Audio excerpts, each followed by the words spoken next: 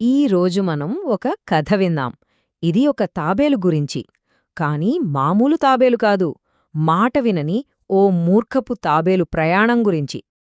అనగనగా పచ్చని కొండల నడుమ ఓ అందమైన గ్రామముండేదట. మన కథ మొదలయ్యేది సరిగ్గా అక్కడే. ఆ గ్రామానికే అందాన్ని తెచ్చేలా నీలినీళ్లతో నిండుగా ఓ పెద్ద చెరువు ఉండేది. అక్కడే మన కథలోని స్నేహితులు కలుసుకుని సంతోషంగా వాళ్ళ జీవితాన్ని గడిపేవారు. ఇంతకీ ఆ చెరువులో ఎవరుండేవాళ్లంటే అందరితోనూ కలివిడిగా ఉండే ఓ ముద్దొచ్చే తాబేలు. దానికి రోజు చెరువు ఒడ్డునాలా నెమ్మదిగా నడుచుకుంటూ వెళ్లడం, ఆ తర్వాత చల్లటి నీళ్లలో ఈదుతూ గడపడమంటే అబ్బో చెప్పలేనంత ఇష్టం. అలా రోజులు గడుస్తుండగా ఒకరోజు ఎవరో ఊహించని ఓ సంఘటన జరిగింది. తెల్లటి మేఘాలు నేలకి దిగివచ్చాయా అన్నట్టు ఆకాశం నుంచి 2 అందమైన హంసలు నేరుగా ఆ చెరువు దగ్గర వాలాయి. ఆ హంసలకి మన తాబేలుకి మధ్య స్నేహం కుదరటానికి పెద్దగా సమయం పట్టలేదండి. వాళ్లు రోజూ కలుసుకునేవాళ్లు. ఆకాశంలో జరిగే వింతల గురించి, నీటిలోపల ఉండే ప్రపంచం గురించి ఒకటే కబుర్లు చెప్పుకునేవాళ్లు. అయితే వాళ్ల సంతోషం అలా ఎక్కువ రోజులు నిలవలేదు. వాళ్ల స్నేహాన్ని పరీక్షించే ఓ పెద్ద కష్టం వాళ్ల ముందుకు రాబోతోందని వాళ్లకి అస్సలు తెలీదు. పాపం, ఆ సంవత్సరం అసలు వర్షాలే పడలేదు. ఎండలేమో మండిపోతున్నాయి. మెల్లనెల్లగా అందరూ ఎంతో ఇష్టపడే ఆ చెరువులోని నీళ్లు కళ్లముందే ఆవిరైపోవటం మొదలైంది. కొద్ది రోజుల్లోనే ఆ చెరువు పూర్తిగా ఎండిపోయింది. నేలంతా బీటలు వారింది. తన ఇల్లు, తన ప్రపంచం మొత్తం కళ్లముందే మాయమైపోవడంతో పాపం ఆ తాబేలు తల్లడెళ్ళిపోయింది. అయితే ఆశ మాత్రం చావలేదు. ఎందుకంటే నిజమైన స్నేహితులు కష్టాల్లోనే కదా అండగా నిలబడేది. ఆ హంసలు తమ స్నేహితుణ్ణి ఎలాగైనా కాపాడాలని ఓ తెలివైన ప్లాన్ వేశాయి. తాబేలు బాధను చూసి ఆ హంసలు తట్టుకోలేకపోయాయి. వెంటనే దాని దగ్గరికి వెళ్ళి, భయపడకు స్నేహితుడా, మేమున్నాం కదా, నిన్ను నీళ్లతో నిండుగా ఉన్న మరో చెరువు దగ్గరికి తప్పకుండా తీసుకెళ్తాం అని ధైర్యం చెప్పాయి. అనుకున్నదే తడవుగా వాళ్ల ప్లాన్ ప్రకారం ఓ పొడవాటి గట్టి కర్రను తీసుకొచ్చాయి. ఆ తరువాత దాని 2 చివర్లని తమ ముక్కులతో బలంగా పట్టుకున్నాయి. ఇక తాబేలు వైపు తిరిగి చాలా సీరియస్గా చెప్పాయి.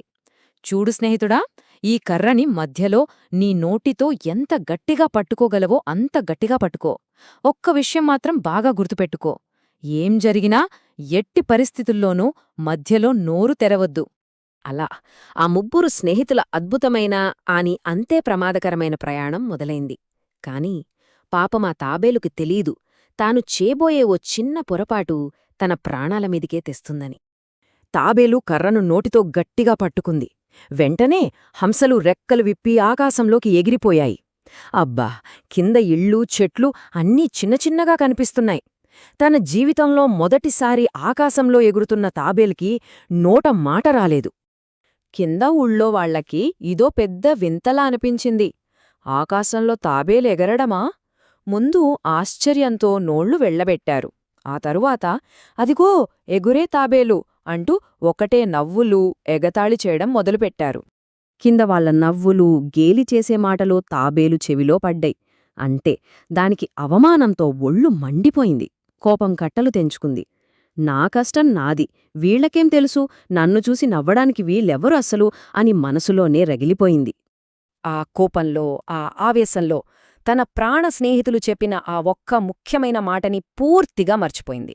కింద ఉన్నవాళ్లకి ఎలాగైనా బుద్ధి చెప్పాలి అనుకుంది. అంతే, తన నోరు తెరిచింది.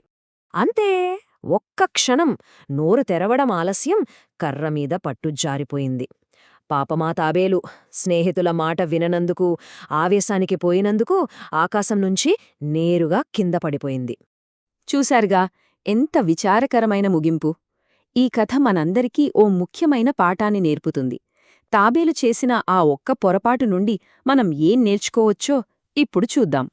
మొదటిది, మనం ఏ పని మొదలుపెట్టినా దాన్ని పూర్తి శ్రద్ధతో, ఏకాగ్రతతో చేయాలి. తాబేలు కనుక కింద వాళ్ల మాటలు పట్టించుకోకుండా కర్రను పట్టుకోవడం మీదే దృష్టిపెట్టి ఉంటే దాని ప్రాణాలు దక్కేవి. ఇక రెండవది, కోపం మన ఆలోచనాశక్తిని నాశనం చేసి మనల్ని ప్రమాదంలోకి నెట్టేస్తోంది. ఆ తాబేలు ఒక్క క్షణం కోపాన్ని అదుపు చేసుకుని ఉంటే ఈరోజు బతుకుండేది కదా.